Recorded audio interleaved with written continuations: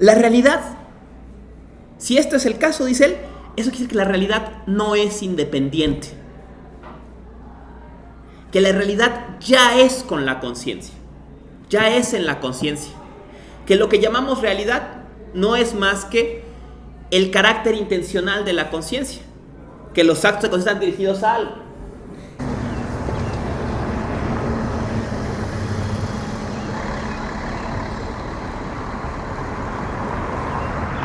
¿No? En fin, empecemos ya, ¿no? Deja mis textos acá. Bueno, otra vez, retomando la cuestión, estamos en nuestra tercera sesión de este curso de problemas de ontología y metafísica dedicada a la categoría de cosa, ¿no? La categoría de cosa, estamos preguntando por la categoría de cosa, preguntamos por la categoría de cosa suponiendo que la filosofía, particularmente la filosofía occidental moderna, ¿no? Se vuelve incapaz de preguntar por las cosas, ¿no? Hablábamos de de un desdoblamiento en la pregunta, ¿no? Que podemos ver a partir de Descartes, en que cuando preguntamos por la cosa respondemos con el objeto, ¿no? Y entonces las cosas por las cuales entendemos estos entes singulares que nos rodean, con las que nos vemos todos los días, la botella de agua, la mesa, se esfuman en favor de conceptos generales, ¿no? Como el de objeto. Decía, en pocas palabras, podemos hablar de la botella, de eso no tenemos problema. Lo que no podemos es explicar esta botella, ¿no? Esa es la que queda en el misterio, ¿no? La botella en general, con su definición de diccionario, o sea, su esencia en términos aristotélicos, no tiene problema. ¿Y esta qué es? Hablábamos de cómo esto influye la forma en que nos relacionamos con lo ente, una relación cada vez más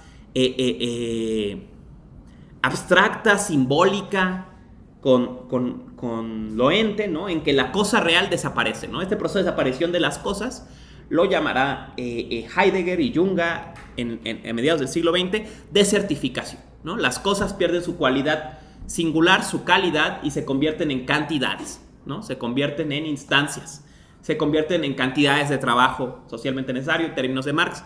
En fin, las cosas se esfuman, ¿no? Y estamos viendo, ¿no? El esfuerzo que hace, esfuerzos de dos líneas en la tradición filosófica del siglo XIX, XX y en adelante, por repensar la cosa, ¿no? Ahora estamos viendo el movimiento a las cosas mismas, que es la consigna fundamental de la fenomenología, volver a preguntar por las cosas mismas, ¿no? Y tenemos pues en la agenda también la pregunta desde la tradición de la teoría crítica por la desaparición de las cosas, del valor de uso, en favor del valor, en favor de las cantidades de trabajo, ¿no? Cómo la cosa se esfuma en el capitalismo, y podemos ver incluso ejemplos de este problema, y digo de la respuesta a este problema, en figuras benjaminianas como la del coleccionista, ¿no? El coleccionista cuya labor es sustraer a la cosa del mundo del mercado, ¿no? Al punto que le preguntas al coleccionista, ¿y cuánto vale tu colección?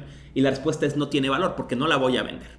Yo valoro estos discos, valoro estos libros, valoro estos juguetes como cosas, no porque valgan algo en el mercado, ¿no? Y es la obsesión, decía en los pasajes Benjamin, de este personaje que intenta rescatar, ¿no? Sacar del mercado. Y bueno, eventualmente vamos a ver a dónde llevó este problema con De Gaulle, con Byung-Chul Han, el texto de las no cosas y de las unidades de información reemplazando las cosas, el internet de las cosas y todo este rollo que está tan de moda, y a Baudrillard con el concepto de simulacro, ¿no? De estos significantes sin significado, ¿no? De estas apariencias que ya no tienen cosa detrás, ¿no? En fin, pero el día de hoy lo que nos ocupa es volver a Husserl, ¿no? La clase pasada nos introdujimos al problema desde una lectura del pasaje, del ejemplo de la cera de Descartes, ¿no? De cómo la cera, Descartes intenta buscar la substancia de la cera, lo que hace a la cera ser cera a pesar de sus cambios, y termina llegando a la conclusión de que no es ninguna cualidad que esté en la cosa cera, sino una propiedad de la conciencia, que es la conciencia la que le ofrece una síntesis a la experiencia de la cera cuando está fría y cuando está caliente, ¿no? Y de este ejemplo pues termina diciendo que al final lo que persiste soy yo que experimento la cera, ¿no? Que es mi mente la que capta la unidad, ¿no? No es una unidad que esté dada en las cosas, ¿no? Y veíamos entonces pues como la cosa se convierte en objeto, ¿no? Ya no es la cera particular, sino el objeto general cera, ¿no? Que es de alguna forma el que aporta la conciencia. Vimos luego cómo frente a esta dicotomía sujeto-objeto, ¿no? Y a la duda de qué sean las cosas detrás de cómo se me presentan, ¿no? De la pregunta por la cosa en sí, que se plantea a partir de Kant, bueno, a partir de Hume, podríamos decir, de Locke y de Hume, ¿no? La crítica a las cualidades primarias en Locke, y esta idea de qué son las cosas sino cómo las vemos, ¿no? Y demás. Vemos una nueva estrategia frente a esto, que nace con Brentano y la psicología empírica, ¿no? Y eventualmente se desemboca en la fenomenología con Husserl, ¿no? Con su alumno Husserl. En pocas palabras, lo que plantea Brentano es la pregunta por la diferencia entre ser y aparecer, entre las cosas en sí y su fenómeno, es pertinente quizás para los fenómenos físicos. O sea, que se me aparezca a mí el árbol y que de hecho sea, es una pregunta pertinente para los fenómenos psíquicos, los fenómenos físicos, las cosas como se me muestran del mundo exterior. Pero él va a decir, hay un tipo de fenómenos que no tienen esta dicotomía, un tipo de fenómenos que son su aparecer y que no tienen detrás, digamos, que no tienen cosa en sí, o que ellos en su puro aparecer se dan plenamente. Y él dice, estos son los fenómenos psíquicos, ¿no? Y esa es la fortaleza de la psicología empírica, ¿no? La psicología empírica tendría acceso a una cosa que no tiene separación entre fenómeno y cosa en sí, ¿no? ¿Qué son? Los fenómenos psíquicos, representaciones, emociones, deseos, ¿no? Pensemos en un ejemplo paradigmático, el dolor, ¿no? El dolor no es una apariencia de una cosa. Sentir dolor es el dolor ya, ¿no? Según Brentano, ¿no? Entonces hay un tipo de cosas que se dan plenamente, ¿no? Y aquí pues, abre una novedad frente a Kant, ¿no? O sea, Kant dice, bueno, y la cosa es sí, bueno, aquí hay una cosa que no tiene cosa, hay algo que no tiene cosa en sí, los fenómenos psíquicos, ¿no? ¿Qué es la tristeza? Sentir tristeza, ¿no? Y se da, y su ser es su aparecer frente a la conciencia, su ser es su aparecer, ¿no? ¿Qué es estar triste? ¿Qué es sentir tristeza? Sentir tristeza, no más, ¿no? Ahora veíamos que aquí supone Brentano una cuestión que unos alumnos va a poner en duda, que es la transparencia de los estados psíquicos, ¿no? Los estados psíquicos se dan que su aparecer es su ser, ¿no? Y hablábamos de su otra alumna, aparte de Husserl, que va a cuestionar esto, que es justamente Freud, ¿no? Freud y toda la tradición terapéutica en la psicología, pues va a cuestionar que las emociones o los estados psíquicos en general sean transparentes a quien los tiene, ¿no? Dirán ellos, bueno, tú crees que estás triste, pero en realidad estás enojado, ¿no? Que sí tienen un trasfondo no visible, ¿no? Una dimensión subconsciente que es inferior a la conciencia y que está por debajo de la conciencia, que no percibimos, ¿no? Pero Brentano no se hace bolas y se queda solamente en decir, en señalar un tipo de cosas que se dan plenamente en su aparecer. Voy a adelantarme para mostrar esto con un ejemplo que usa Husserl de ese tipo de cosas, ¿no? Piensen en el ejemplo de el espejismo y del arco iris. ¿Qué es un arco iris? ¿Tiene cosa en sí el arco iris? ¿O el espejismo? Pensemos el típico espejismo del agua en la carretera. No tienen, son cosas que son su puro aparecer. ¿Qué es un espejismo? La apariencia de agua en el camino. ¿Y qué es en realidad? Más allá de cómo se me aparece. Nada, es una pregunta impertinente. Es su puro aparecer. ¿Qué es un arco iris? La refracción de la luz por el agua que se refleja en el cielo cuando hay sol y llueve, ¿no? ¿Y qué es independientemente de los colores que yo veo? Nada. Es pura apariencia. Su ser es su aparecer. ¿Cuándo hay un arco iris? Cuando lo vemos, ¿no? La idea de es que hubo arco iris pero nadie lo vio es una frase sin sentido, ¿no? El arco iris solo es lo que vemos, ¿no? O un espejismo que nadie ve, ¿no? Una frase sin sentido, solamente es lo que aparece, ¿no? Entonces, un poco usa esto para ilustrar esta relación entre ser y aparecer, ¿no? Entre el darse de las cosas, su aparecer, su mostrarse, su fenómeno y su ser, ¿no? Y son, diríamos, en términos kantianos, fenómenos sin cosa en sí, o fenómenos en que no hay detrás, ¿no? No hay esta realidad independiente ulterior, pues no es el caso, ¿no? Son cosas que son su pura apariencia, ¿no? En fin, ¿no? Recapitulando sobre esto, volvemos a Husserl, ¿no? Hablamos, ¿no?, de que Husserl va a tomar los dos conceptos, sobre todo de Brentano, y adelante, por favor. Bueno, solo rápido. Así no sé si entra como fenómeno en este sentido, pero las palabras, ¿no? Así, solo pues su valor depende, bueno, pues solo pueden darse cuando alguien las expresa y cuando alguien las recibe, ¿no? Entonces, como poder entrar en ello, pues solo es como apariencia. Es un buen ejemplo, pero vamos a ver que tiene una mayor complejidad, porque justo los pensadores van a hablar sobre el rol del lenguaje, ¿no? Pero el lenguaje, mantengámoslo presente porque es muy buen ejemplo, ¿no? De aparecer, de mostrarse, ¿no?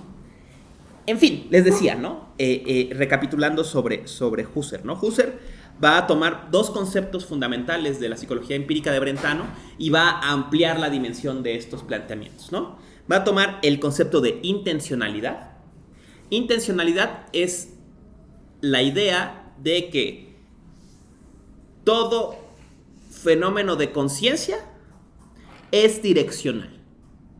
En términos clásicos, que toda conciencia es conciencia de algo, que cuando amamos algo, que cuando nos duele algo, que cuando odiamos algo. Que no hay simplemente cosas pasan en la conciencia y que no refieren al mundo. Que todo fenómeno de conciencia refiere al mundo. Tengan presente este concepto porque es nodal para el día de hoy, ¿no? Ese es el gran giro, hablando de lo que comentamos al principio, contra Kant, ¿no? Esta noción de intencionalidad, ¿no? Que la conciencia siempre está referida.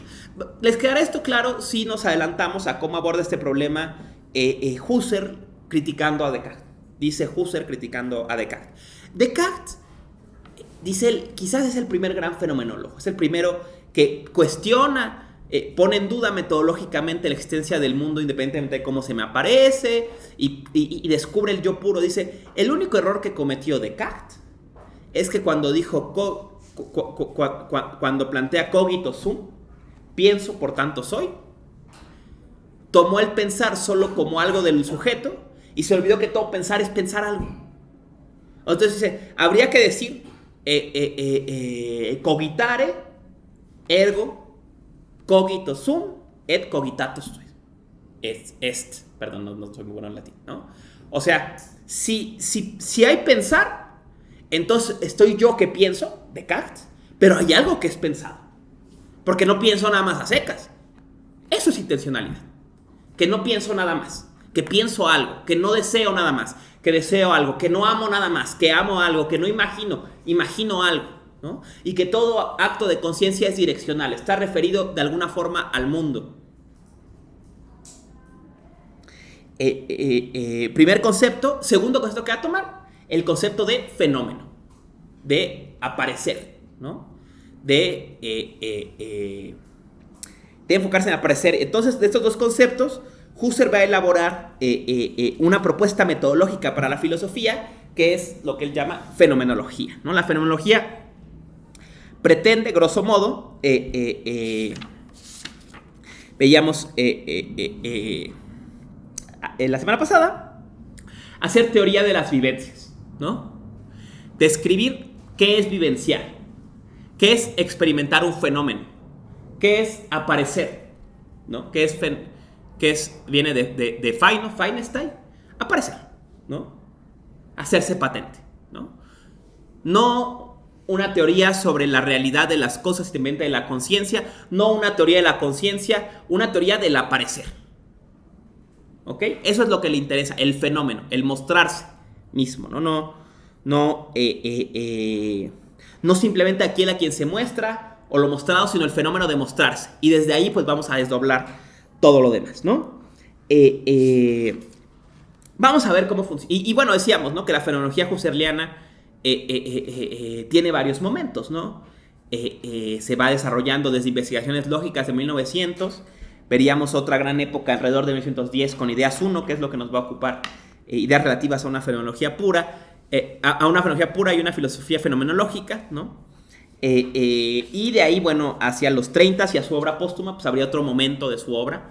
Hoy vamos a ver, digamos, los segundo y tercer momento de su obra, grosso modo, enfocado obviamente, pues no a todo, sino al concepto de cosa, ¿no? Empecemos con una de las nociones claves, ¿no?, que nos va a ofrecer y ubicándonos, ¿no? Investigaciones lógicas es de 1901. Investigaciones 1 y 2. Ideas es de 1910, ¿ok? Los media una década, ¿no? Y va a cambiar, va a haber un cambio en cómo habla Husserl, ¿no? Recordemos, las investigaciones lógicas, grosso modo, está intentando explicar,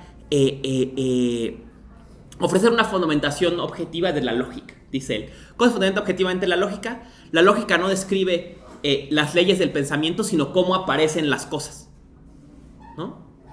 El eidos del aparecer mismo, la formalidad del aparecer mismo, no su contenido, sino su forma, ¿no? No abundemos mucho en esto, pero vamos a ver cómo ya cambia sus objetivos hacia Ideas 1, ¿no? Ideas 1, abre Ideas 1 con uno de sus conceptos básicos, que es el concepto de actitud natural. O sea, vamos a describir la conciencia, diríamos, en términos de Rousseau, la conciencia como es y su descripción como pudiera ser, ¿no? Como debiera ser, ¿no? O sea, empecemos por cómo funciona la conciencia normalmente, ¿no? No vamos a darlo por hecho, solo asumámoslo, ¿no? ¿Cómo describamos la conciencia cotidiana, ¿no?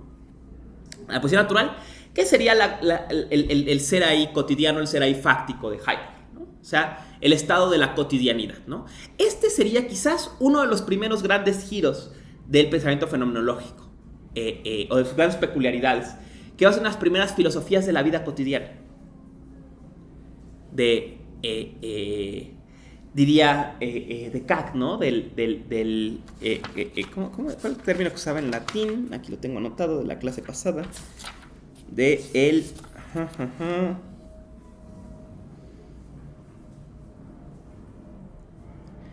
Bueno, de la comprensión vulgar, ¿no? O sea, de cómo la gente percibimos las cosas cotidianamente, ¿no? Decía en una entrevista, le preguntan a Nishitani qué es lo más importante, o sea, por qué la filosofía japonesa se interesa en Heidegger, y él contesta porque es el primero que piensa la vida cotidiana, ¿no?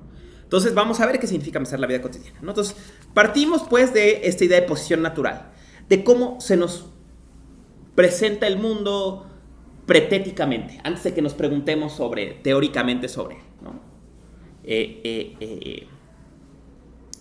Dice, lo primero, y insisto, este concepto de posición natural, o esta idea de posición natural, por más que es peculiar de la fenomenología, está guiñado en toda teoría de la experiencia filosófica, ¿no? Podemos quizás remontarnos el primero quizás en plantearlo así fueron Eusipo y Demócrito, ¿no? Con el famoso fragmento, en apariencia vida y muerte, en apariencia cambio, en realidad átomos y vacío, ¿no? O esta idea de que las cosas como se nos aparecen a los más, como se nos aparecen, el mundo de la doxa no es el mundo del episteme o del logos, ¿no? De cómo son las cosas de hecho, ¿no? Entonces aquí quiero escribir esta dimensión doxástica, la vía de la doxa en términos de Parménides, ¿no? Un poco sigue esta línea, ¿no? Recordemos también a Descartes, ¿no? Que decía, siempre cerraba cada una de sus, la primera y la segunda la meditación cierran con un guiño a la posición natural, ¿no? Dice Descartes, bueno, sí, ya dudé de todo, pero algo en mí me mueve a volver a sentir a las posiciones que siempre tuve, ¿no? Como si los seres humanos estuviéramos movidos naturalmente a estas posiciones, como si fuera lo más lógico reconocer estas cosas, aunque sea de forma dogmática, ¿no? Vamos a escribir pues la posición natural, ¿no? La actitud natural. Yo tengo conciencia de un mundo, ¿no? La conciencia está referida a un mundo. Este mundo es independiente de la conciencia. Este mundo no se agota por la conciencia. Yo soy solamente alguien que experimenta este mundo. Este mundo es anterior a mi conciencia y le sobrevive, incluso se expande al infinito, ¿no? Aquí pensemos mundo en un guiño interesante, como el escenario de la experiencia, ¿no? O sea, no solo el planeta Tierra, el universo, ¿no? Lanzamos nuestra experiencia infinitamente hacia el pasado e infinitamente hacia el futuro, infinitamente en el espacio, ¿no? Digo, lanzamos el mundo, ¿no? El mundo es más grande de lo que podemos experimentar y asumimos que nosotros percibimos un cachito y que este mundo pues está independiente ahí de lo que nosotros veamos, ¿no? Que no se agote nuestra experiencia, ya insistí, y además que es un mundo compartido, ¿no? Con otros, ¿no? Que somos unos de muchos que estamos experimentando este mundo, ¿no? Que compartimos mundo común todos los seres humanos, por ejemplo, en este salón, pero también en la universidad, en el planeta Tierra y eventualmente históricamente, ¿no? Es el mismo mundo y cada quien ha experimentado un cachito, ¿no? ¿Por qué? Porque es independiente de nosotros y está ahí delante, y cuando estamos sentados en una mesa y te dices, oye, me pasas la sal, y yo te paso la sal, es porque estamos viendo una cosa independiente, ¿no? Dirá Husserl, eso es natural. Así nos portamos. Y además otra cosa importante, ¿no? Empieza ya a dilucidarse lo que vendrá después en la tradición fenomenológica. Este mundo no tiene una dimensión tética, o sea, teórica, no es el mundo de las grandes cuestiones, es el mundo práctico, es el mundo... Dice, las cosas comparecen como objetos de uso. Dirá su alumno, como útiles, no como cosas o objetos. La primera forma en que se manifiestan los entes es como objetos de uso, como útiles, ¿no? ¿Qué es el martillo? Es una pregunta muy posterior a usar el martillo, ¿no? No te paras a pensar, oye, ¿qué será la botella? Hasta que por años has tomado de la botella, ¿no? Y un día dices, ay, ¿qué será esto? ¿No? Hablaremos de eso la semana que viene, ¿no? Estos casos excepcionales que hacen irrumpir las cosas como cosas y no simplemente como útiles, ¿no? Pero en general nos movemos en un mundo compartido, ¿no? Con este carácter de útil, ¿no? Dice, y además dice, este es un mundo práctico y un mundo de valores. ¿Qué quiere decir valores en Husserl? Un mundo frente al que tomamos algunas posiciones, ¿no? O es un mundo lleno de cosas que me gustan, de cosas que no me gustan, de cosas que deseo, cosas que odio, de amigos, de enemigos, ¿no? Entre estos otros que comparten el mundo hay unos que me caen bien, hay otros que me caen mal. O sea, no es un mundo que me sea indiferente, sino frente que cargo de toda una dimensión de valores, ¿no? De significados, digamos, ¿no? Esta es la posición natural, ¿no? Así pensamos los humanos antes de hacer filosofía, ¿no? Así nos comportamos cotidianamente y más aún, en cuanto salimos de esta aula, así agarramos el camión, así llegamos a nuestra casa, así cocinamos, así nos bañamos en este mundo, el mundo natural, ¿ok? El mundo no reflexivo, ¿no? Pero decía, hablando de Schopenhauer, decía Schopenhauer, la filosofía empieza cuando ponemos entre signos de interrogación este mundo. Hay filosofía donde la realidad del mundo se cuestiona, ¿no? Antes de eso no. Antes de eso hay vida cotidiana. Dice, incluso dirá Husserl en otros momentos, este es el mundo de las ciencias, ¿no? El físico, el biólogo, no se preocupan de si el mundo es real. O sea, se preocupan de los números que salen en su gráfica, ¿no? Los dan por hecho, ¿no? No se preocupan sobre la existencia de los números. Nada más meten en la calculadora, o sea... ¿Y cuál es su prueba de mundo? Pues que nos la vemos con él, ¿no? ¿Cuál sería en esta discusión de borrachera típica con los colegas de ciencias, ¿no? Tú dices, bueno, es que ¿cómo sabes que el mundo existe como se nos aparece? Y decir, no, pues es que hemos construido naves espaciales y no sé qué. Tienes toda la razón. Estás escribiendo el mundo pretético de los útiles. Tenemos muy buenos útiles, tenemos muy buenos objetos de uso. Eso no prueba nada, ¿no? Solo muestra que estás muy bien adaptados a esta ilusión, ¿no? No le da ningún hecho ulterior, ¿no? Entonces, frente a este mundo natural, este mundo de la actitud natural, ¿no? A esta realidad independiente que damos por hecho, que parece la cosa más obvia, ¿no? Decíamos, ¿no? La filosofía empieza cuando la ponemos entre signos de interrogación, y eso es justo lo que propone Husserl. Dice Husserl, la fenomenología, para poder prestar atención a las puras vivencias, al puro aparecer, no vamos a decir nada sobre la existencia de este mundo. Simplemente la vamos, dice él, a desconectar. La vamos a poner entre paréntesis. A este movimiento de poner entre paréntesis, Husserl le llama, utilizando el concepto de los escépticos griegos, epoge, o epogi, según su pronunciación de griego favorita, ¿no? O sea, suspender el juicio, ¿no? Me gusta mucho esa descripción que él usa de poner entre paréntesis o de desconectar. No te voy a decir que no está ahí, nada más vamos a... No hay que tomarlo en cuenta. No vamos a aceptar esta posición dogmática de la realidad independiente, aunque sea lo más obvio, aunque sea lo que todo el mundo cree, aunque no haya razón para dudarla, vamos nada más a no opinar sobre ella. Y vamos a ver qué queda, ¿no? Y en esto que queda, dice, cuando desconectamos, ¿no? Todo juicio sobre existencia real de las cosas, sobre existencia independiente, ¿no? Dice, ¿qué nos queda? Dice, nos queda él le llama un residuo fenomenológico, un resto de mundo que no cae cuando cae el mundo trascendente, ¿no? Aquí aclaremos, empecemos con esta extinción, ¿no? Husserl distingue dos dimensiones, el mundo trascendente y el mundo trascendental. Lo trascendente es todo aquello que está más allá de la conciencia, en pocas palabras, la realidad independiente, ¿no? Todo aquello que tenga su justificación más allá de la conciencia es trascendente. Todo aquello que haya su justificación en la pura conciencia es trascendental. Es a priori, en términos kantianos, ¿no? Otra vez la referencia acá, ¿no? Lo único que va a ser la epogé de la fenomenología, este movimiento que él le llama reducción fenomenológica, es desconectar el mundo trascendente. Vamos a no depender de todo aquello cuya justificación esté más allá de la conciencia, o sea, la realidad independiente. Que ese árbol está ya fuera si no estuviera aquí, que 2 más 2 es 4 antes de que se creara el universo, todas esas cosas trascendentes vamos a desconectarlas, vamos a hacer como que no existen, vamos a hacer como que no están ahí, ¿no? Y vamos a ver qué queda, ¿no?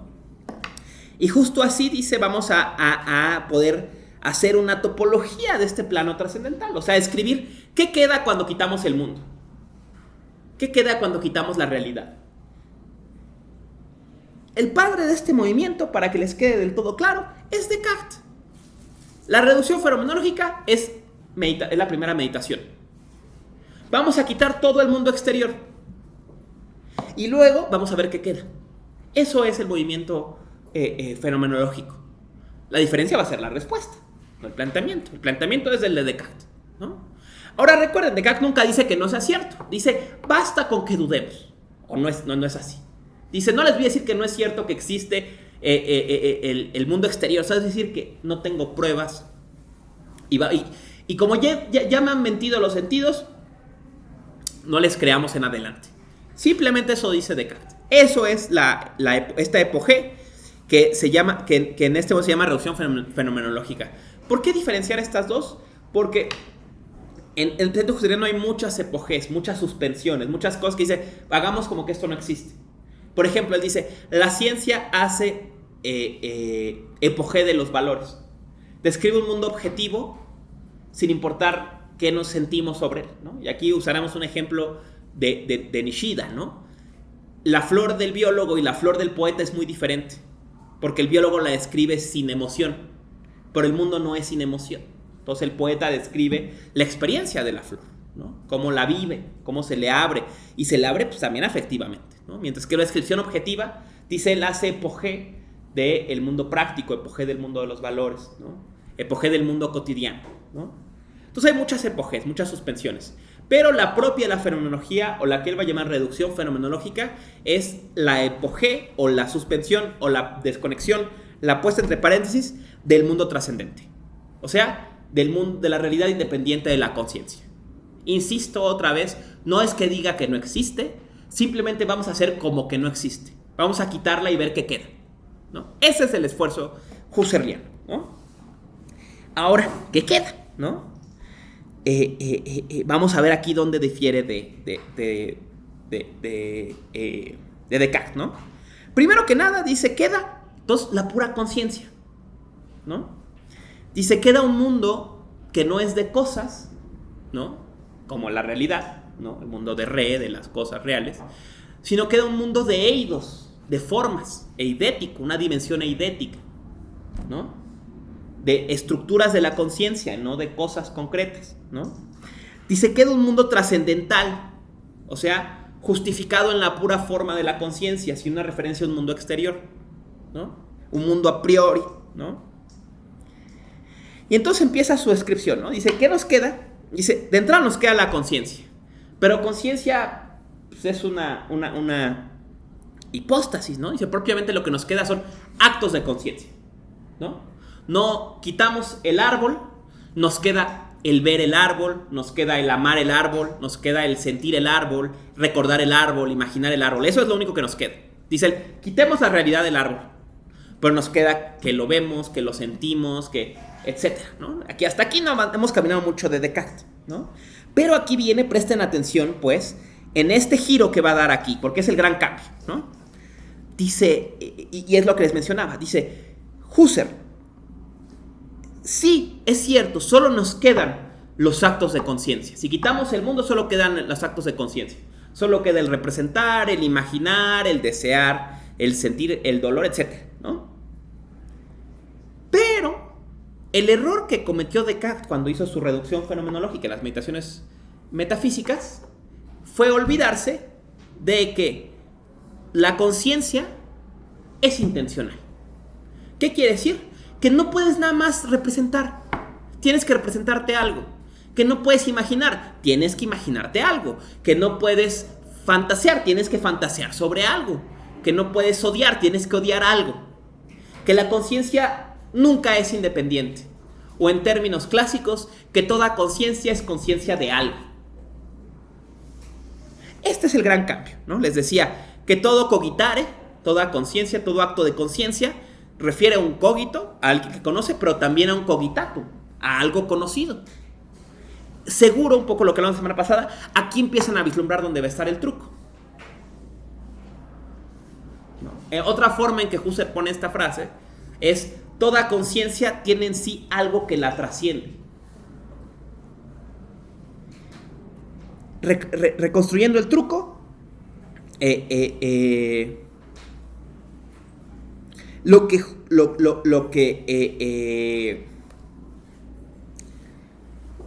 que Husserl va a intentar mostrar aquí es que eso que llamamos trascendente no lo es tanto, y que en realidad eso trascendente, o algo de ese mundo trascendente que hasta ahora hemos supuesto como que no es el caso, que hemos suspendido, al que hemos sometido, ha caído con la reducción fenomenológica, ya está contenido en el mundo trascendental.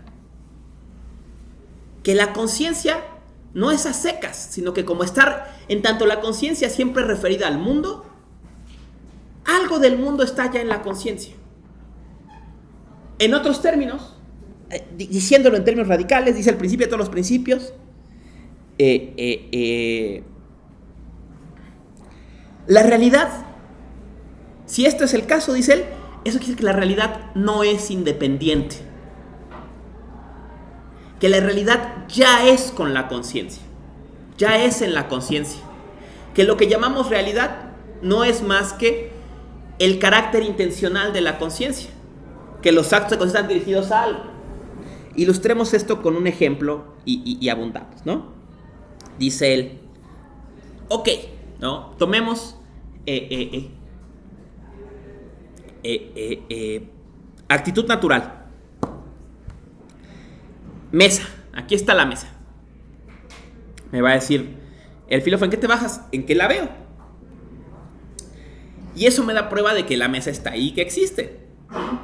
Esto quiere decir que hay una cosa física en sí, independiente de mi experiencia, que si todos los seres humanos y todos los seres sintientes desaparecieran, seguiría estando aquí esta mesa, ¿no? Que si todos nos saliéramos y nunca más viéramos, seguiría la mesa aquí, todo eso, ¿no? Dice, esa es la posición natural. Dirá un filósofo, ¿y cómo sabes eso? Tendré yo que decir al final, no lo sé. Solamente me siento inclinado a creer en la realidad del mundo. En que esta mesa es real, es una cosa independiente de mi conciencia, ¿no?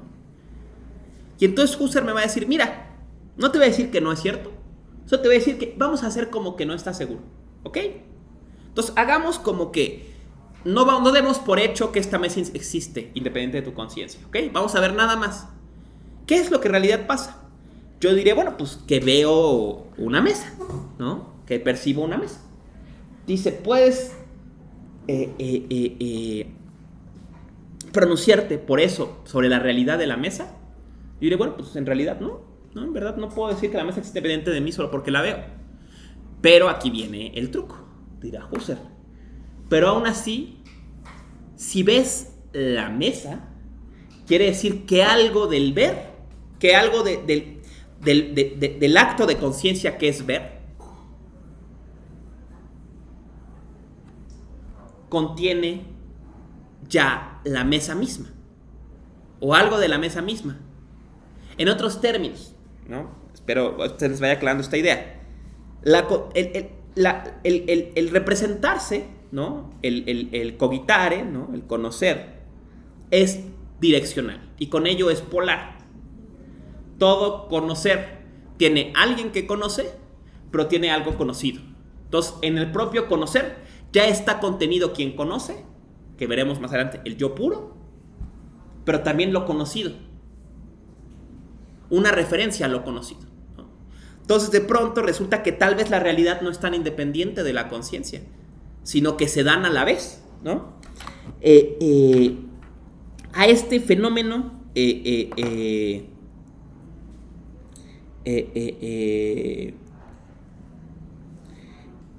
Husserl le llama, en un primer momento, dice, quiere decir que en la conciencia tiene su sujeto, que hace, pero también tiene su objeto. Ese objeto intencional, dice, ¿qué es ese objeto intencional? Dice, el contenido descriptivo de todos nuestros actos de conciencia. Suena pomposo esto, vamos a una cierta unidad intencional en mis actos de conciencia. Vamos a elucidar esto, ¿no?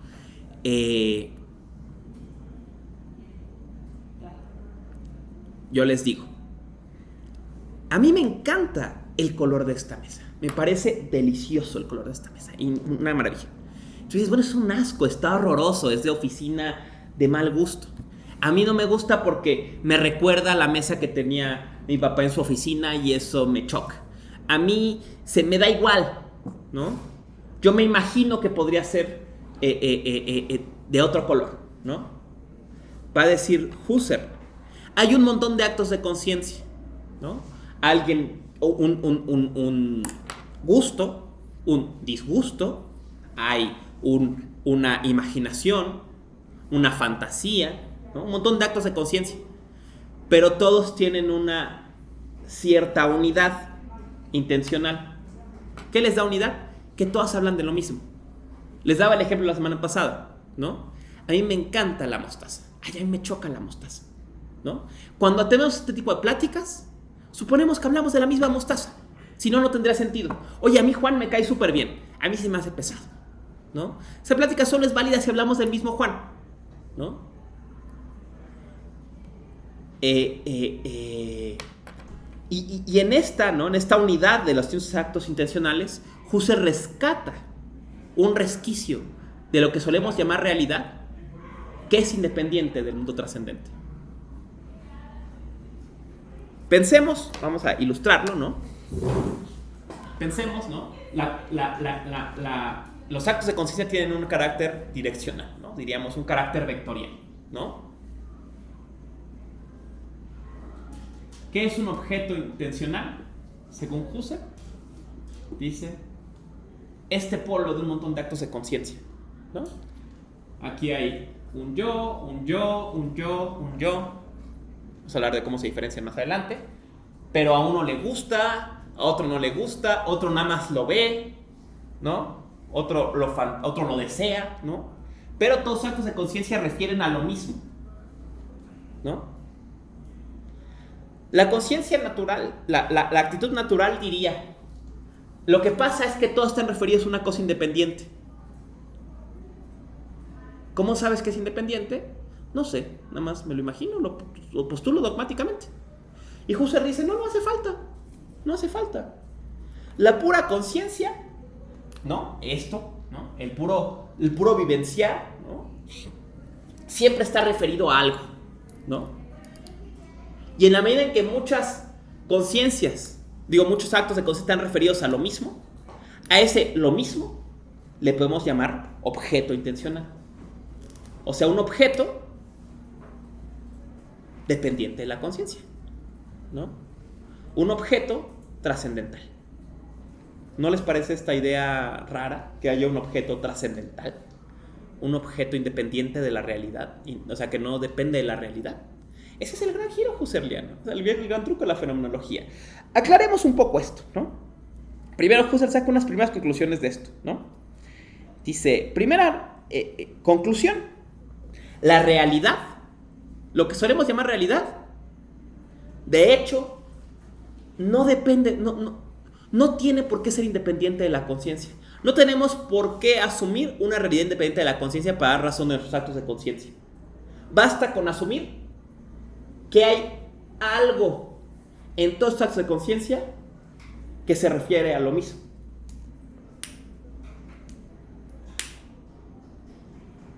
No tiene que ser independiente de la conciencia, solo tiene una unidad, ¿no? Que todos se refieren a lo mismo, ¿no? Que hay gusto, que hay disgusto, que hay representación, fantasía, deseo, ¿no? Pero todos de más o menos lo mismo, ¿no?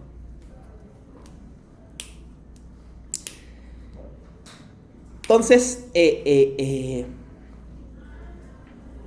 esto quiere decir, el gran descubrimiento husserliano, que entonces no hace falta que supongamos la realidad dependiente de la posición natural. Entonces, quizás la realidad no es independiente de la conciencia. La realidad no es más que un polo de la conciencia, igual que el yo. En otros términos, normalmente nosotros creemos, la posición natural funciona así, ¿no?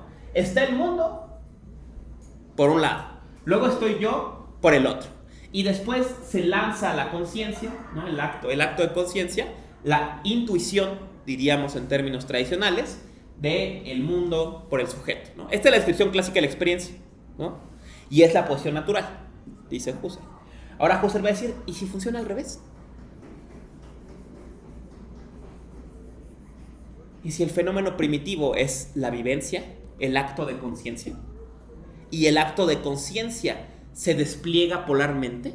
O sea, en el acto de conciencia hay una referencia a alguien que experimenta y a algo que es experimentado. Pero no es que lo experimentado sea primitivo o que el sujeto sea primitivo, sino que lo primitivo es el acto de conciencia. En otros términos, no es que estoy yo, esté la campana y luego la oiga. Es que del oír nazco yo y la campana. Usando el ejemplo clásico de Nishida, ¿no? Ese es el giro husserliano, ¿no? ¿Qué logró Husserl con esto? Hasta ahora, probar la existencia del mundo de una nueva forma.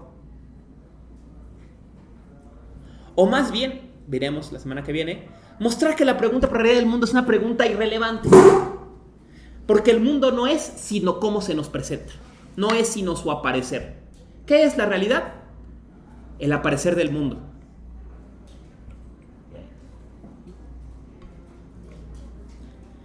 ¿Hay realidad independiente al aparecer? Dice Husserl, no lo sé, pero no hay razón para asumirla. No hay ningún motivo que nos lleve a necesitar la creencia en un mundo independiente de cómo se nos presenta.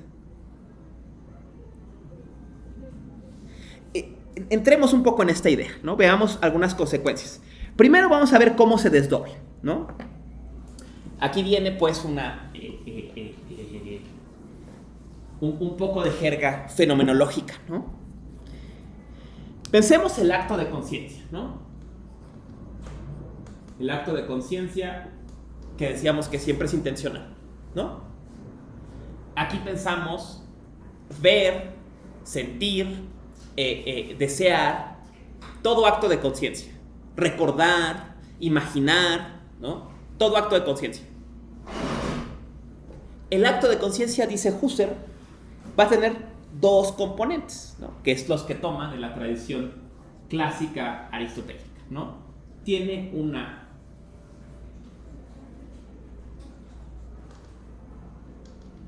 ¿es con neta? Sí, es con neta. Tiene una forma, una morfé, y tiene en ella una referencia, aquí viene donde va a ponerse un poco raro, una materia, una hilé, diríamos, una dimensión hilética y una dimensión formal, ¿no? ¿Cuál es la forma del acto de conciencia?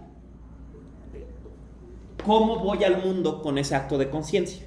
O sea, representar, ver, sentir, oler, desear, amar, odiar, miedo, tedio. Esas son las formas de la conciencia, ¿no? Vamos al mundo de muchas formas, ¿no? A veces hay cosas del mundo que nos gustan, cosas que nos disgustan, cosas que simplemente vemos, cosas que deseamos, ¿no? La forma en que vamos al mundo, ¿no? Es la morfé del acto de conciencia, ¿no? Pero también le va a llamar a esta dimensión, ¿no? La dimensión noética. Cómo percibimos la cosa, cómo vamos a la cosa. Insisto, piensen en una cosa cotidiana, ¿no? Simplemente la ven, la desean, les genera asco, desagrado, la recuerdan, ¿no? Esas son las formas de ir a un sándwich, ¿no? Un sándwich se les antoja, o nada más se lo imaginan, o nada más lo ven, o les desagrada, les agrada, ¿no? Hay muchas formas de dirigirse al mismo sándwich, ¿no? Muchas formas, exactamente, ¿no? Pero aquí viene lo interesante, ¿no? Entre estas formas podemos empezar a rastrear un cierto ciertos restos, ciertos residuos, ciertos elementos que van quedando ahí entre cada acto de conciencia diferente que les dan unidad. ¿Qué les da unidad a esos actos de conciencia? Que están referidos a lo mismo. Y están referidos a lo mismo, y en qué signifique lo mismo está la dimensión hilética, o sea, la materia del acto de conciencia, o, en otros términos, ¿no?, su carácter noemático. Bien. Noemático, ¿no? Otro concepto de Husserl que es usado y abusado. ¿Qué es el noema? La referencia a la cosa, a las cosas que podemos encontrar en los distintos actos de conciencia. ¿Cómo funciona el noema? Pensemos otra vez en el ejemplo del sándwich, ¿no? Como comí un sándwich, yo creo que estoy pensando en sándwiches, ¿no? Entonces, pensemos en el sándwich, ¿no? Es que, oye, a mí el sándwich ese de mostaza con chipotle, qué rico, a mí me gusta mucho. Ay, a mí me choca. Ay, yo sí me acuerdo que una vez me comí uno. Ay, a mí se me antoja. ¿no? Estamos viendo muchos actos de conciencia, ¿no? Estamos viendo a alguien que lo ve, alguien que lo recuerda, alguien que le gusta, alguien que le disgusta, alguien que lo odia, alguien que se lo imagina, como ustedes que se lo imaginan como estaba diciéndoles, ¿no? Pero estos actos de conciencia funcionan. Este ejemplo funciona porque está todo referido a lo mismo. ¿A qué? Al sándwich. ¿Qué es el sándwich? ¿Cuál es la realidad del sándwich?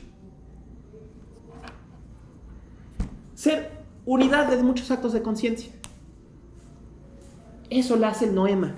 ¿Qué es el noema? Esto.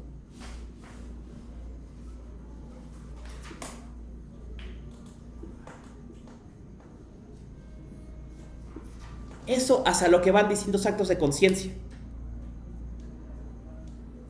Y de cada acto de conciencia extraemos algunas partes o una perspectiva de lo que es este noema, ¿no?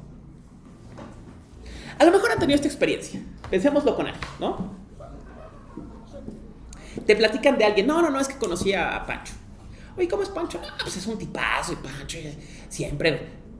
Órale, pasa un tiempo y dice, oye, este Pancho, es que, oye, es bien pesado, hombre, ¿no? Y entonces empiezas a juntar cachitos de quién es Pancho, ¿no? O sea, tienes un acto de conciencia que lo ve con cariño y dices, bueno, un poco es eso, ¿no? Y ves otro y dices, no, pues sí. Y luego ves otro y, no, pues sí también, ¿no? Recordando un ejemplo prehistórico de los Simpsons, ¿no? Hay un capítulo de los Simpsons, quizás lo recuerden, ¿no? En que acusan a Homero de acoso sexual, ¿no? Porque está este capítulo que van a la convención de caramelos y a la chica se le pega el caramelo en su figura y entonces se lo quita. Bueno, en fin, hay una parte, pensé ahorita en una parte de ese capítulo, ¿no? En que está Homero finalmente tiene pruebas en un video de que realmente pues no la quería acosar, que solo quería agarrar la gomita, se la muestra a la chica y entonces se va a entrevistar con la chica, ¿no? Y la chica después de ver el video le dice, ¿sabes, Homero?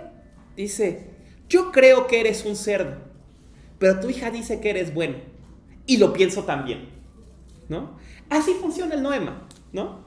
Y piénsenlo, cuando le escriben a alguien, no, pues, o sea, la neta es que un ejemplo, me disculpará, ojalá por suerte no ve mis clases, un ejemplo de mi amado padre, ¿no? Que tenía un amigo muy querido suyo que murió en circunstancias cuestionables, ¿no?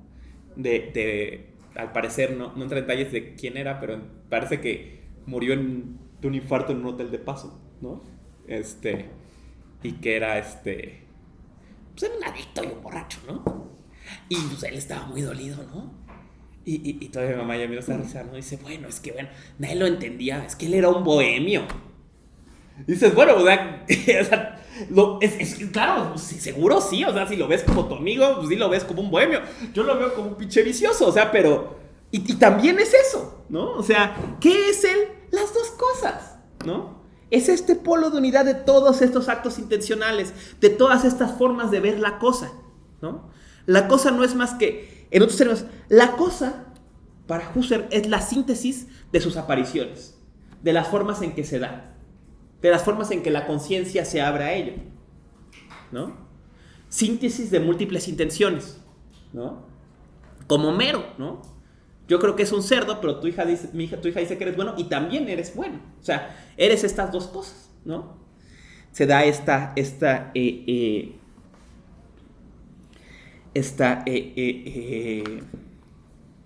diversidad, ¿no? En fin, aquí vemos el gran truco husserliano, ¿no? El gran truco de Husserl es mostrar que en el acto de conciencia ya está la referencia a la cosa. Y que la cosa no es más que este polo de unidad de muchos actos de conciencia, ¿no? Que el árbol no es sino la síntesis de todos los que lo ven, todos los que lo recuerdan, todos los que lo aman, lo odian, ¿no? Eso es, ¿no? Y entonces, ¿qué consecuencia tiene esto? Que Husserl logra probar que puede explicar el mundo desde el puro fenómeno, sin necesidad de suponer la cosa en sí. Que puede explicar la experiencia con el puro fenómeno. Vamos a hablar un poco hoy también de la primer quizás gran alumna de Husserl, ¿no? Que es Edith Stein. Edith Stein, personaje, alumna de Husserl, un personaje muy interesante en la fenomenología, que escribe un libro que se llama El problema de la empatía, en que rescata justo el concepto de empatía de Husserl, que vamos a ver hoy. Pero ella usa un ejemplo cuando habla de la realidad. Dice, ¿qué es el mundo común? O sea, ¿qué hace al mundo real real? ¿Cuál es la diferencia entre el mundo real y el mundo de mis sueños? Que el mundo real es el que supongo compartido. O sea, si yo te digo, oye, ¿y qué pensaste de lo que soñé? Tú me dices, pues, ¿qué soñaste? No sé. Si no me cuentas, no sé. Mientras que te puedo decir, oye, ¿cómo ves eso? Inmediatamente me entiendes. ¿Por qué? Porque lo que hace real al mundo real es solo el hecho de que es compartido, de que es intersubjetivo, ¿no? De que se abre a todos los modos en algún nivel, ¿no? ¿Hasta aquí alguna duda? Esto es medio complejo. Adelante, por favor. Eso es un poco de problema el concepto de unidad. Porque si entonces entendemos que hay una infinitud de conciencias que se dirigen hacia las cosas, realmente no podemos hablar de que los objetos tengan unidad, ¿no? Esa es la segunda, lo que vamos a ver ahorita, pero manténlo presente, ¿no? Porque viene luego el problema de la infinitud, ¿no? De cómo las cosas pues no están cerradas, ¿no? No se dan completamente, ¿no?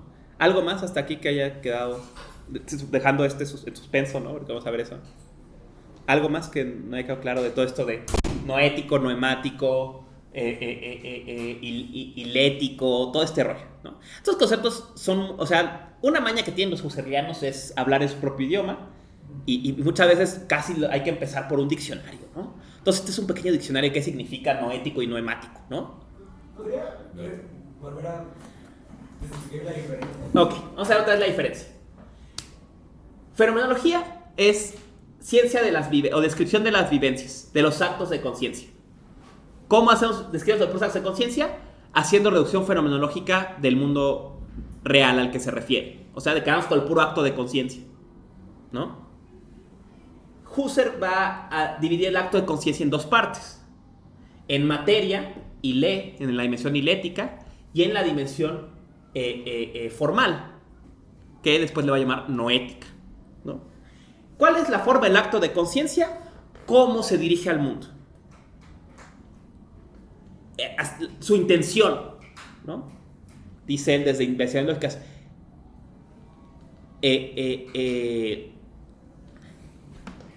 Al mundo vamos desde infinitas intenciones. A veces nos gusta, a veces no nos gusta, a veces lo deseamos, a veces nos choca, ¿no? Tenemos una relación compleja con él, ¿no? O sea, vamos de muchas formas al mundo, ¿no? Lo interesante viene con esta otra dimensión, ¿no? La materia del acto de conciencia. ¿Cuál es su materia? El hecho de que está referido a algo. De que es conciencia de algo, ¿no? Es intencional, o sea, va a algo. El ir es su forma y el a que va es su materia, ¿no?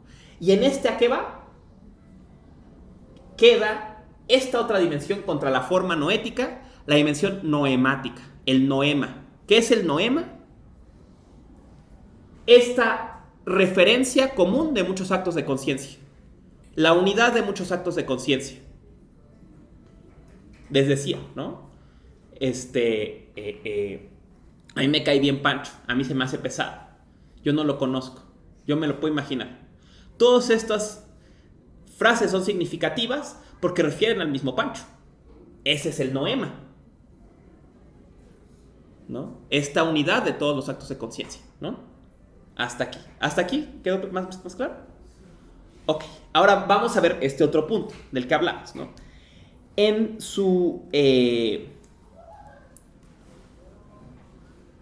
Desde investigaciones lógicas, pero quizás donde lo aborda más claro en su conferencia, las cosas y el espacio, ¿no? Desde los 20, si no me equivoco, esa conferencia, Husserl va a señalar una cuestión interesante del noema, ¿no? De este polo de unidad de muchas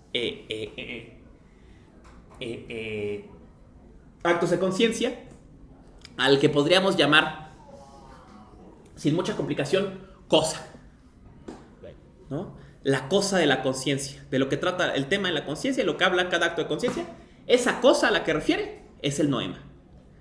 Y es el problema que su compañero señalaba muy bien. Que cada acto de conciencia está referido, cuando es un acto de conciencia que tiene algo en común con otros, es que está referido al mismo noema, ¿no? Que tiene la misma cosa, que habla de la misma cosa, pero no habla exactamente igual de la misma cosa. En otros términos, como ven en este diagrama, ¿no? Cada una ve un cachito nada más, ¿no? Ve un ángulo de la cosa, ¿no? Pensemos el acto de conciencia, ¿no? Me gusta la mostaza. A mí me choca la mostaza. A mí me da igual la mostaza. Estos son tres actos de conciencia distintos, ¿no? Uno del gusto, uno del disgusto, otro de indiferencia, ¿no? Son tres modos de ir al mundo, concretamente aquí, ir al noema mostaza. Son significativos entre ellos porque todos están referidos a la mostaza, ¿no? A la misma mostaza.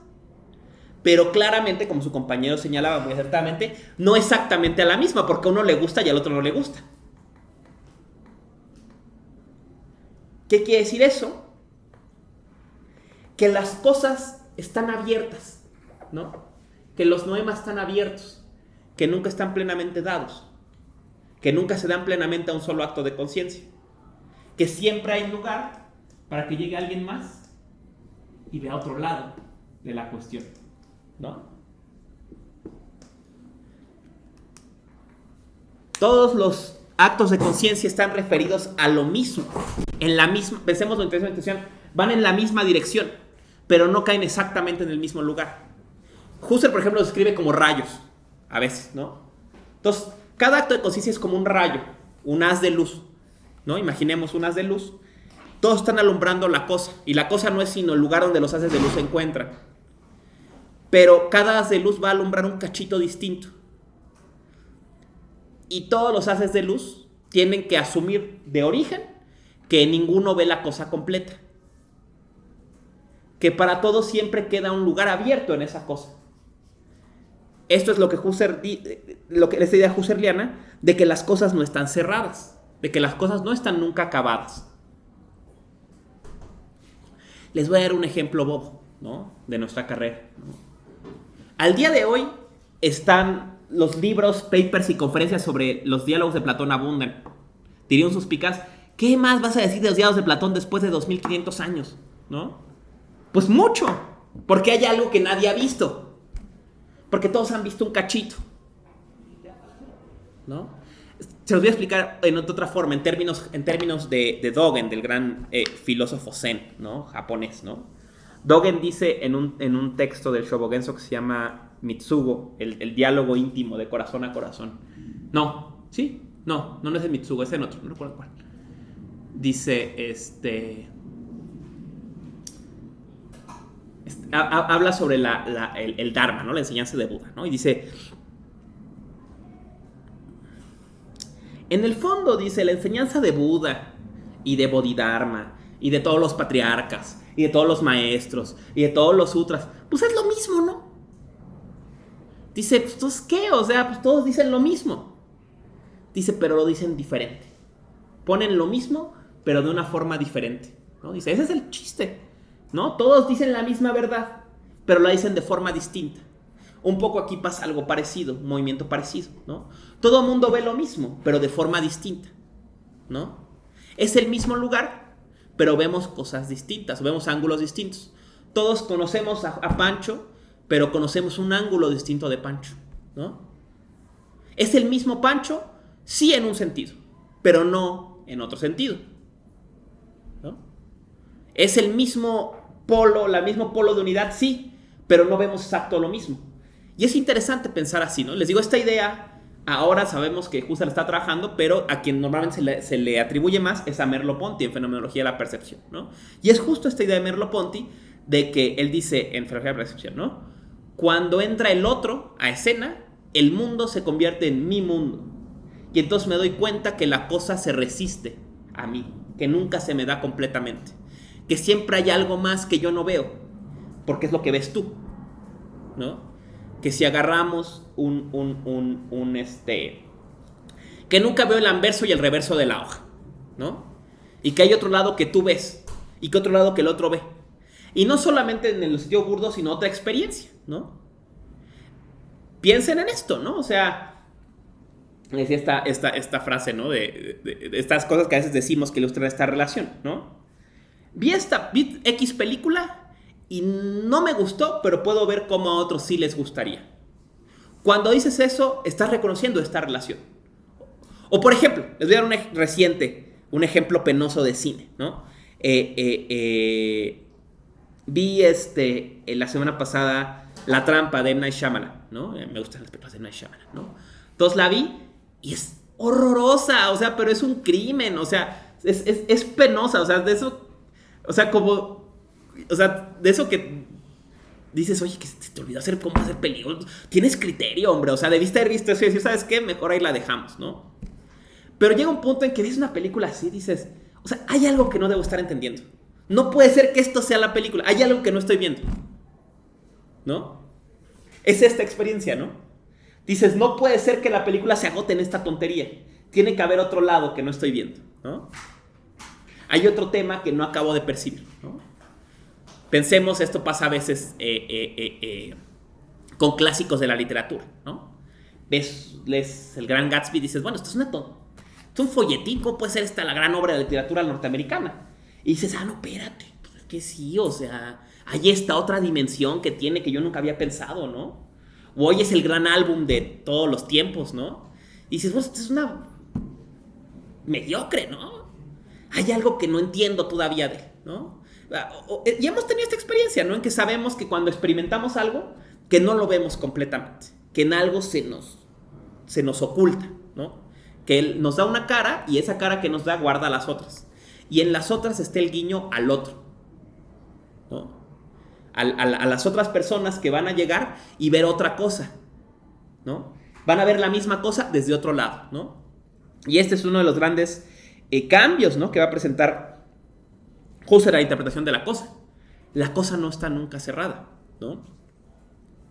Siempre hay otra lectura, ¿no? Decía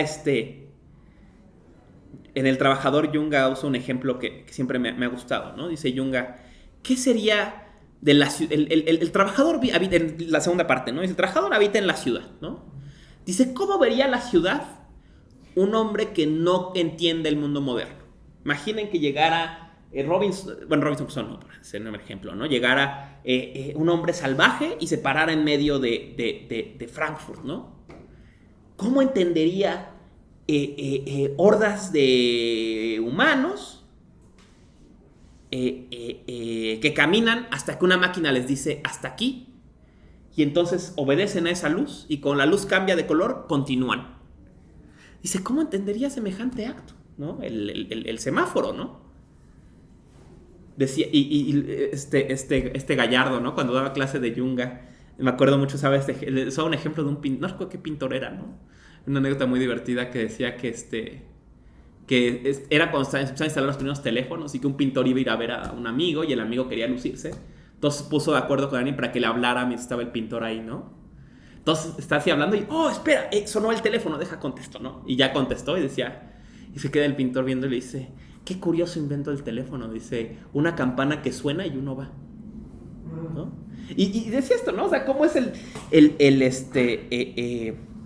esta otra forma, alguien que viera esto desde otro lado? ¿Cómo sería este mundo si lo pudiéramos ver desde fuera, ¿no? Otro autor, ¿no? Que por cierto es, más o menos en este tiempo va a llegar a Alemania, ¿no? Que es Watsuji Tetsuro, analiza este fenómeno, ¿no? Carácter perspectivístico de las cosas en su Fudo, en su antropología del paisaje, ¿no? En un pasaje de antropología del paisaje, él hace un análisis hermenéutico de viajar, ¿no? ¿Qué es viajar, no? Y dice, ¿no? Yo he viajado y viajar no solo me ha permitido ver todas las rarezas del mundo, ¿no? Porque él viaja de Japón hasta Francia, de Alemania y Francia por tierra, ¿no? O sea, llega llega a Medio Oriente y de Medio Oriente en adelante sigue por tierra, ¿no? Entonces recorre, ve las pirámides, ve todo el rollo, ¿no? Los desiertos, y dice, no solo me permite ver estos prodigios de otras culturas y otras formas en que los humanos habitamos el mundo, sino que hoy que regreso a Japón, puedo ver Japón raro, ¿no? Puedo verlo con ojos nuevos. Eso que daba por cotidiano, que para mí parecía obvio, ahora ya no es tan obvio, ¿no? ¿Y quién no tiene esa experiencia cuando abandona su lugar por mucho tiempo y regresa y eso que se te hacía cotidiano ya no te parece cotidiano, ¿no?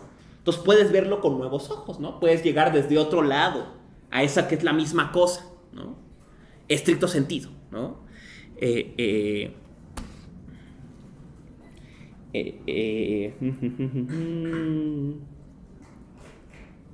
Entonces, hasta aquí lo importante es esto, ¿no? Es este nuevo concepto de cosa como polo de la intencionalidad, como polo intencional, ¿no?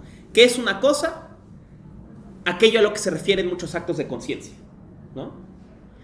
Y esa cosa no está nunca cerrada. O sea, esa cosa siempre está abierta a otros actos de conciencia. Siempre va a llegar alguien a quien le guste o a quien no le guste, ¿no? No importa qué hagas, no va a haber algo que le guste a todos. Siempre va a haber alguien que llegue desde otro lado y diga, no, a mí no me gusta, no, a mí me choco, no, a mí no sé, ¿no? A mí me dio igual, ¿no? Y va a abrir otra dimensión. O que le guste por otro motivo, ¿no? Dice, no, a mí me gusta porque es ácido, no, a mí me gusta porque me recuerda algo que comía de niño, ¿no? Entonces sí me gusta, pero desde lados distintos, ¿no? Y es esta peculiaridad, ¿no? De la cosa, ¿no? Digamos, ¿no? En otros términos, ¿no? La cosa tiene un carácter de mancha de Rorschach, ¿no? O sea, depende de quién se va a ella lo que ve en ella, ¿no? Cómo vas a ella se te abre de forma distinta, ¿no? No está dado completamente, ¿no? Usando otro chiste ñoño para ilustrar esto, ¿no? Hay un chiste de la saga de cómics de Watchmen, ¿no? Uno de los personajes de Watchmen usa una máscara que tiene una máscara de Rorschach, ¿no? Bueno, tiene una tela que asemeja una mancha de Rorschach, ¿no? Y yo vi un meme muy bueno que decía, dice, soy muy fan de Watchmen, de Watchmen, pero no entiendo por qué Rorschach tiene que tener a mis papás peleando en la máscara, ¿no? Pues bueno, ¿no? O sea, depende de cómo llegas a la cosa, ¿no?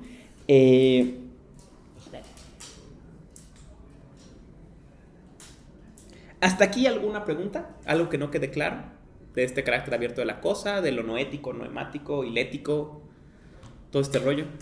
Adelante, por favor. ¿Se podría entonces pensar al mundo como el noema? Y bueno, y a partir de eso, como que encuentro una conexión con la teoría de Jung como de sincronicidad. Eso también podría explicar, ¿no? Como esta sincronicidad de religión, o sea, las representaciones de Dios, ¿sí? Y también nada más como comentario, a mí me llama mucho la atención la idea de Abraxas, que es como, que también esto es retomado por Jung, como la idea de Dios, pero que engloba como lo bueno y lo malo, la vida y la destrucción. Entonces, pienso cómo podría, bueno, me imagino que era su intención, pero cómo, justo hablando de como estos modos de acercamiento, cómo comprender al noema, digamos, como una contradicción inherente, digamos, podría afectar justo a este modo de acercarse o modo de vivir. Muy, muy pertinente, ¿no? Y recuerda esto que dices mucho a los fragmentos Heráclitos, ¿no? O sea, justo el camino de ida y el camino de vuelta es uno y el mismo, ¿no? O sea, el mismo noema, diferente intención, ¿no? Si vas para arriba, si vas para abajo, ¿no? Las cosas son las mismas y no son las mismas, ¿no? Hay una cierta pues contradicción, yo pienso incluso apertura, o sea, y eso es interesante. Pensémoslo en ejemplos que es más obvio, ¿no? Pensemos en cosas como la obra de arte, ¿no? La obra de arte queda abierta a la interpretación siempre, ¿no? O sea, siempre hay otra forma de ver, ¿no? No importa cuántos ensayos se escriban sobre las botas de Van Gogh, siempre hay otra forma de ver las botas de Van Gogh, ¿no? Siempre queda posible otra lectura, otra interpretación, porque no está cerrada, porque hay muchos modos, infinitos modos de ir a ella, ¿no? Y entonces tenemos un mundo en que caben muchos mundos, ¿no? Recuerda, poniéndolo ahora en términos también religiosos, ¿no? Decía, una de las ideas básicas del budismo esotérico es que los estados mentales abren espacios físicos, ¿no? Que los espacios cósmicos son engendrados por espacios de la conciencia o de la mente, ¿no? Decía Arnau explicando esto, es como los budistas no creen que esté el infierno y luego llegues al infierno, sino que la conciencia está en una posición infernal y entonces crea el infierno, ¿no? Y que todos esos mundos o esas esferas coexisten en un mismo mundo, ¿no? Decía él, en un camión va una persona en el paraíso, una persona en la tierra y una persona en el infierno, ¿no? Es el mismo mundo, pero es muchas formas de llegar a él, ¿no? En términos nietzscheanos estamos asistiendo a un perspectivismo, ¿no? A un mundo de que no hay verdad sino perspectivas, modos de llegar a a las cosas, o las cosas están siempre abiertas a nuevas lecturas, ¿no? Por favor. Pero desde aquí se puede responder como esto de la unidad homogénea de solo llegar desde una perspectiva, porque lo pienso en el arte, que es como se intentan establecer lineamientos universales de quién sí entra y quién no entra. Entonces se promueve como solo una entrada a la cosa. ¿Cómo se puede separar de eso? Claro, y esa sería la cuestión, ¿no? O sea, hay un riesgo, ¿no? En ver las cosas desde una sola perspectiva, ¿no? Es un empobrecimiento del mundo, digamos, ¿no? Un mundo de cosas cerradas, de cosas acabadas, de cosas que no tienen otra interpretación, pues es un mundo agotado, ¿no? Esto, digamos, podemos aquí rememorar al recientemente finado nuestro querido profesor Bátimo, ¿no? Y la guerra contra la verdad con mayúsculas, ¿no? Decía decía Bátimo, ¿no? La hermenéutica es la enemiga de la verdad con mayúsculas contra la democracia de los sentidos, ¿no? Decía, si las cosas son esto y solo esto y no hay otra cosa, pues entonces está acabada la cuestión, ¿no? Dice, mientras haya posibilidades de interpretación, hay posibilidades de mundo, ¿no? Y decía, por ejemplo, en su Comunismo Hermenéutico de 2010, ¿no? Decía, el capitalismo no solo ha devenido un sistema planetario, sino ha devenido principio de realidad. O sea, es la única forma de vivir posible.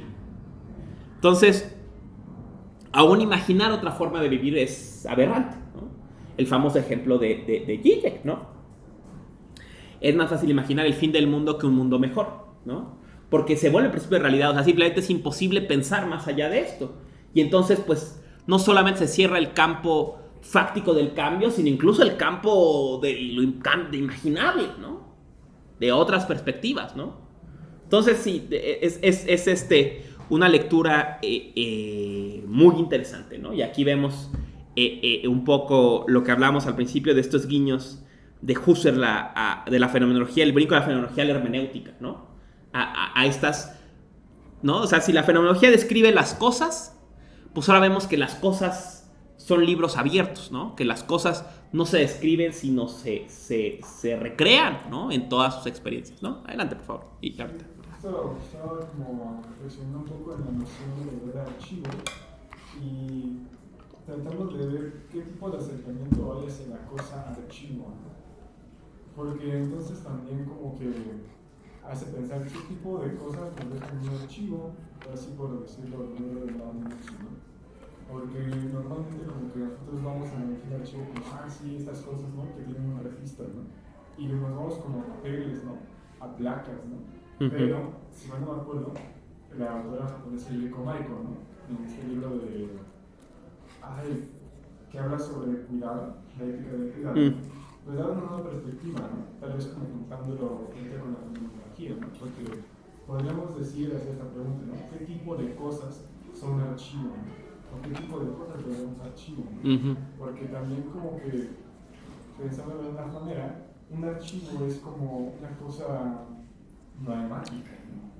Porque en un archivo se están juntando cierto tipo de referencias comunes, ¿no?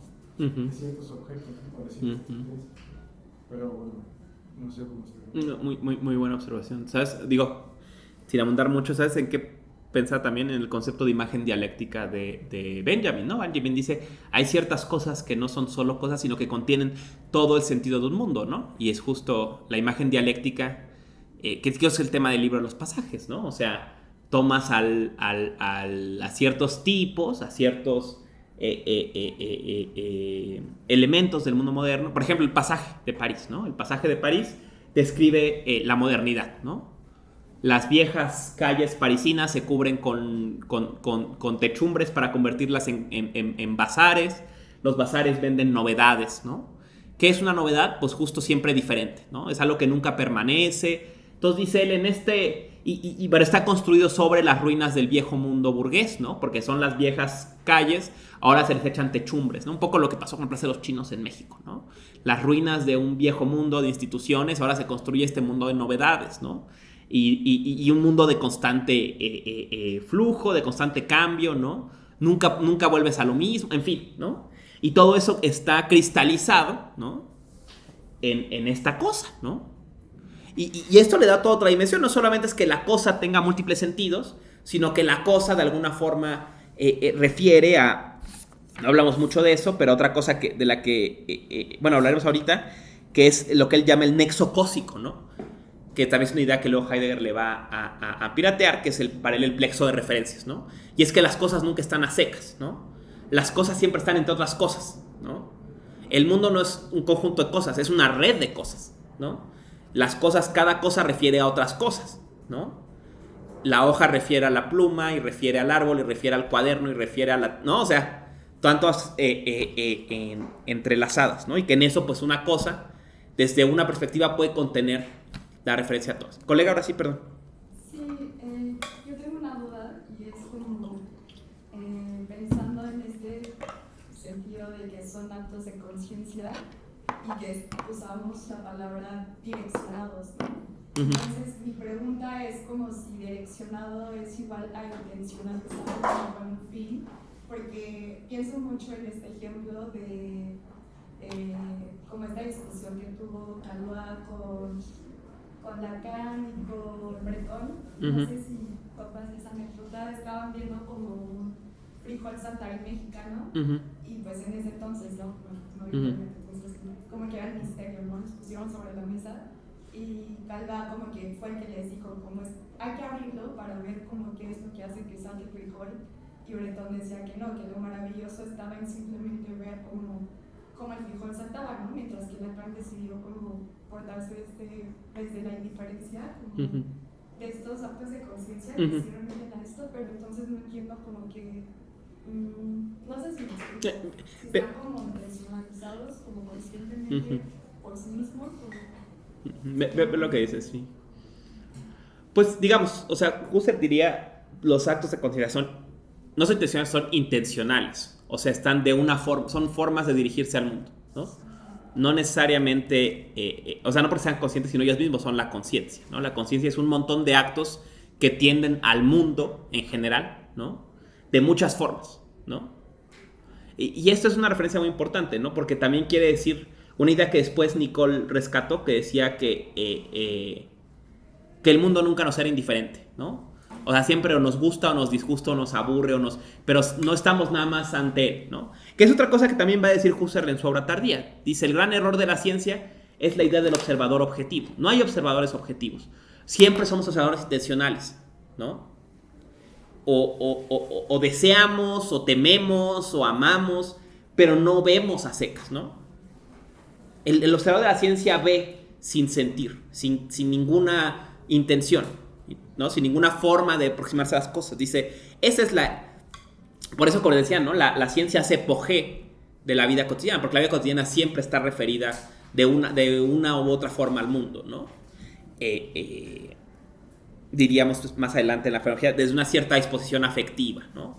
O una forma de dirigirse, pero sí supone cierta intencionalidad, y este ejemplo que hace es muy bueno, ¿no? O sea, podríamos ver por un lado, son muchos actos de conciencia referidos a un mismo noema, el frijol, pero a la vez el frijol mismo pues tiene muchas formas de verse, ¿no? Se le puede ver su carácter taxonómico, su carácter misterioso, ¿no? O sea, tiene muchos ángulos, ¿no? Y esto va a un texto que vamos a ver también, espero que en el curso, que es el de Kuisoku de Nishitani sobre haiku, y habla sobre eso, ¿no? Dice, el haiku describe el instante, ¿no? Y dice, la descripción del biólogo y la descripción del poeta es diferente, por más que describan el mismo lugar, por más que describan la montaña. No, él usa el ejemplo, ¿no? de la ¿cómo decía? La montaña brumosa, ¿no? Haiku que dice montaña brumosa, no sé qué, ¿no? Y dice, ¿qué significa montaña brumosa? O sea, ¿qué es lo brumoso? ¿La montaña? O sea, ¿que hay muchas nubes? ¿O es cómo se siente el poeta? Dice Nishitani, es haiku porque no hay diferencia. O sea, el haiku expresa el momento en que esta sensación de estos tarde nublada, ¿no? ¿Está nublada porque hay muchas nubes y tú te sientes a toda madre? ¿O está nublada porque hay muchas nubes y te sientes mal? ¿O hay muchas nubes y te sientes...? No, o sea, no, dice, expresa este instante antes de la diferenciación, ¿no? O sea, y es una descripción que no es la descripción del meteorólogo, ¿no? El meteorólogo va a escribir formaciones de nubes, ¿no? Etcétera, o el psicólogo, ¿no?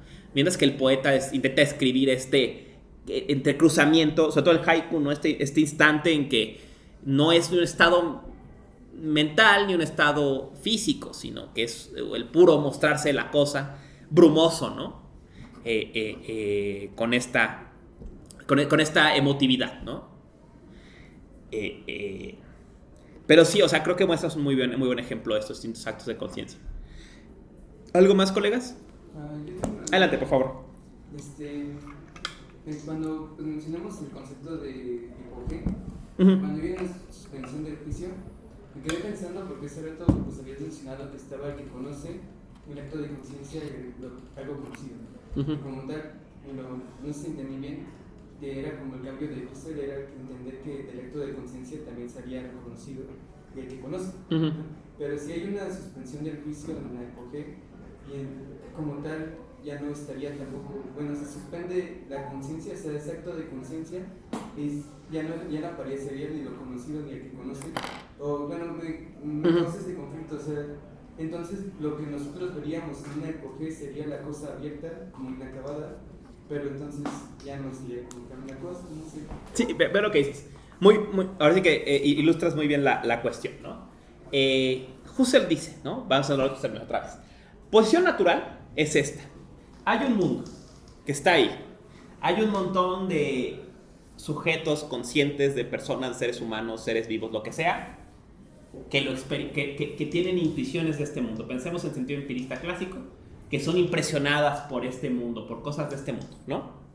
Esa es la posición natural, dice Husserl, ¿no? ¿Por qué todos vemos el mismo árbol? Porque a todos nos impresiona. La explicación clásica, dice Husserl. Pero ¿cómo saber qué es este árbol independientemente de cómo se nos muestra? No podemos decirlo, ¿no? El viejo problema de probar la independencia de la realidad, ¿no? Entonces Husserl dice, vamos a hacer esto. Imaginemos, no empecemos por los polos. O sea, normalmente empezamos así, ¿no? Él dice, hagamos reducción fenomenológica, esta epogea fenomenológica. ¿Qué es? Vamos a suspender, a poner entre paréntesis, entre comillas, perdón, el mundo trascendente, ¿no? O sea, el mundo del que nos impresiona o que captamos con la subjetividad, ¿no? Y la idea entonces es que nada más nos queda el puro acto de conciencia, ¿no? Hasta ahí lo dices muy bien. Aquí viene el descubrimiento husserliano, que es lo que hablamos aquí arriba, ¿no? Husserl va a decir, sí, pero este acto de conciencia pues no está solo, ¿no? Es intencional, es direccional. Eso quiere decir que si es un acto de conciencia, está siempre referido a alguien que experimente. ¿Quién es ese alguien? Que es un poco, creo que ya nos va a dar tiempo hoy, lo tenemos que ver la próxima clase, pero eso todavía no lo hemos hablado, ¿no? Que es lo que él va a llamar el yo puro, ¿no? O sea, yo de entrada asumo, ¿no? Que está Emiliano, que está el árbol que ha existido desde el inicio de los tiempos, y luego yo lo veo, ¿no? Él dice, no, o sea, esto es dogmático, ¿no? O sea, no tenemos ninguna prueba de esta independencia, ¿no? Entonces empezamos del acto de conciencia, ¿no? Hay un acto de conciencia, ver el arte, ¿no? Dice, de ese acto de conciencia hay alguien que lo ve. Yo todavía no sé si es Emiliano, todavía no sé su historia, nada. Solo sé que tiene que haber alguien que lo vea. ¿no? Si no, no hay acto de ver, ¿no? Y el otro lado del truco, tiene que haber algo visto, ¿no? El árbol, ¿no? Yo veo el árbol, ¿no? Ahora tú dirás, ¿y qué no quitamos el árbol? Y Husserl te va a contestar, sí, quitamos el árbol trascendente, quitamos el árbol que asumíamos que existía independiente de nuestra experiencia. Pero resulta que si no hay un polo a dónde apunta la experiencia, no hay experiencia. Si no hay hacia dónde apunta esa intención, no hay experiencia. Entonces, tiene que haber un objeto intencional, un polo de referencia en toda intención, que es a lo que normalmente llamamos a ese mundo independiente. Solo que en realidad no es independiente, ¿no? ¿Qué es esto? Antes diríamos que es algo que existe independiente de la conciencia. Ahora Husserl va a decir, eso no te lo puedo decir, no te puedo decir, es que es a donde sea que apuntan todas las intenciones que hablan sobre lo mismo, ¿no? Si todos vemos el árbol de allá afuera de las islas, y lo ven estos que van pasando ahí, y quien está sentado, todos estamos viendo el mismo árbol, ¿no? ¿Qué es ese polo? Pues solamente lo mismo, ¿no? Que tanto referidos a la misma dirección. ¿Existe independientemente de la conciencia? Husserl te va a decir, no hace falta asumirlo. Es irrelevante. Les decía, más adelante Heidegger va a darle un giro a eso y va a decir, es una pregunta irrelevante. En realidad, lo único que es en última instancia este árbol es lo que se me aparece ese árbol. La conciencia y el árbol son contemporáneos. Nunca hubo ese árbol sin conciencia ni esa conciencia sin árbol. Yo asumo que sí, esa es la posición natural, pero en realidad no hay experiencia sin árbol, o sea, sin objeto de experiencia, ni hay objeto de experiencia sin experiencia. Entonces lo que va a mostrar es esa dependencia, y así va a rescatar el cambio. Por eso decíamos que para Husserl las cosas no son sino su aparecer, la forma en que se nos muestran en los actos de conciencia. Y por eso las cosas no son cerradas, porque ese aparecer no es único. Las cosas aparecen de muchas formas. Les decía, a veces nos encantan, a veces nos chocan, a veces las odiamos, a veces nos son indiferentes, a veces las deseamos, a veces las recordamos. Las mismas cosas, o sea, el mismo polo, pero desde diferentes ángulos, ¿no? Cerro con esta frase de la clase, perdón. Si las cosas si la realidad fuera independiente de la conciencia, las cosas estarían cerradas. Porque serían lo que son y ya. Pero en medida en que no hay cosas sino solo su aparecer, las cosas no son sino fenómenos, sino polos del fenómeno, es que las cosas están abiertas. Es que hay tantas caras de la cosa como gente que la experimenta. Por más que es la misma cosa. Porque por eso tiene sentido hablar de ella, ¿no? Lo que decía de Pancho. Solo porque es el mismo Pancho nos entendemos. Pero cada quien ve algo diferente. Si Pancho fuera independiente de todas estas formas de aparecer, pues entonces tendría cualidades. O sea, sería solo esto, ¿no? Pero como solamente es en las formas en que aparece, entonces es que las cosas están abiertas. No sé si quedó un poco más claro con este recorrido. No, mira, repósalo y lo platicamos la semana que viene, ¿va? Vamos a seguir con Husserl, ¿ok? Nada más les adelanto lo que yo quería que leyeran, que pueden ir leyendo de Ser y Tiempo, es el parágrafo 12, luego del 14 hasta el 18, o sea, del 14, 15, 16 y 17, y luego el 43, ¿ok? Idealmente, yo solo lean estos, pero si pueden leer más, échenle un ojo, sobre todo vamos a ver la primera parte de Ser y Tiempo, ¿no? Sí, ahí van. Son parágrafo 12. Los listo todos, ¿no? Es 12, 14, 15, 16, 17 y 43, ¿ok? Entonces, y si pueden leer en general, o sea, ahora que va a tener 2 semanas, ¿no? Lean, intenten leer lo más que puedan de primera sección, análisis fundamental y preparatorio del ser ahí, ¿no?